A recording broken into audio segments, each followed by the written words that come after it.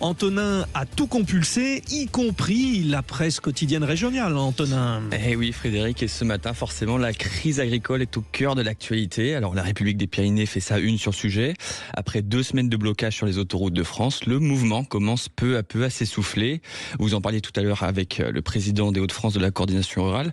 Mais un peu plus au sud, les agriculteurs ont évacué la 64 à la mi-journée hier. Nous avons obtenu des avancées, mais nous sommes déçus de ne pas avoir obtenu la fin de l'abattage total.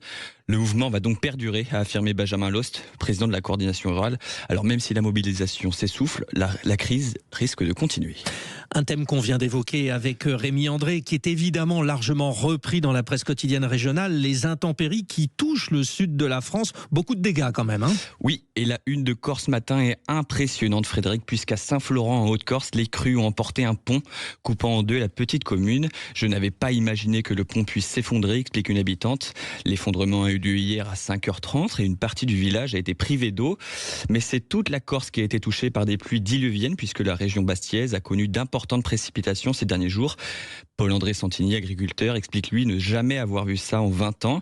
Il pointe d'ailleurs du doigt les intempéries, mais aussi un mauvais entretien de certains canaux et infrastructures publiques. Bon, d'ailleurs, on a fait le point avec les auditeurs des Pyrénées-Orientales. Si vous aussi, en Haute-Corse, vous voulez nous donner des dernières informations sur la situation des inondations, 0826 300 300. La Corse donc, mais aussi que beaucoup le sud-ouest qui sont touchés par ces intempéries, Antonin. Oui, et l'indépendant catalan parle lui d'une journée d'inquiétude à propos de la journée d'hier. Les Pyrénées-Orientales sont en vigilance orange pluie, inondation depuis jeudi et jusqu'à ce soir minuit. Il est tombé, écoutez bien, pas moins de 147 mm en 24 heures, c'est beaucoup. Alors forcément, voitures emportées par les eaux, montées d'eau soudaine, de fleuves et de rivières ou effondrement d'infrastructures ont rythmé la semaine. Pourtant, ces épisodes ont ravi le président du syndicat des nappes de la plaine du Roussillon. Interrogé par le journal, Nicolas Garcia se réjouit de ces épisodes pluvieux qui permettent cependant aux nappes phréatiques de se remplir. Eh ben oui, nos auditeurs sur place nous le rappelaient tout à l'heure. Bon, un bel hommage de la presse régionale à l'homme qui rayonnait sur l'ensemble du sud de la France, de Montpellier à Bordeaux jusqu'à Marseille, Jean-Louis Gasset. Oui, Jean-Louis Gasset s'est éteint hier après-midi et forcément une partie de la presse régionale lui rend hommage. Chapeau bas, monsieur Gasset, titre Midi Libre.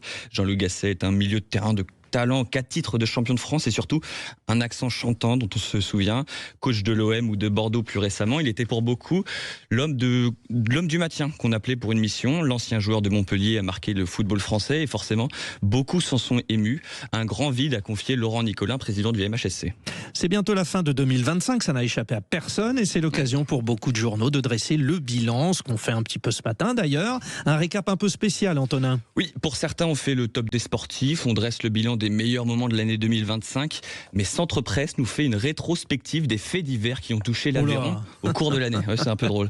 Alors entre le procès du dépeceur de l'Aveyron, la mort mystérieuse d'un couple britannique, le journal détaille les plus gros faits divers qui ont ébranlé le département.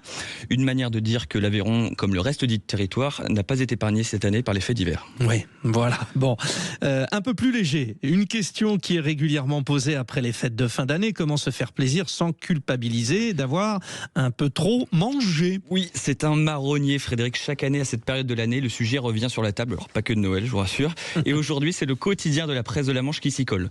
Comment éliminer les excès de fête? Alors, je préfère directement vous spoiler. Il n'y aura pas de remède universel. La meilleure stratégie, c'est qu'il n'y a pas de stratégie, justement, explique Lucie Aubry, une diététicienne dans les colonnes du journal.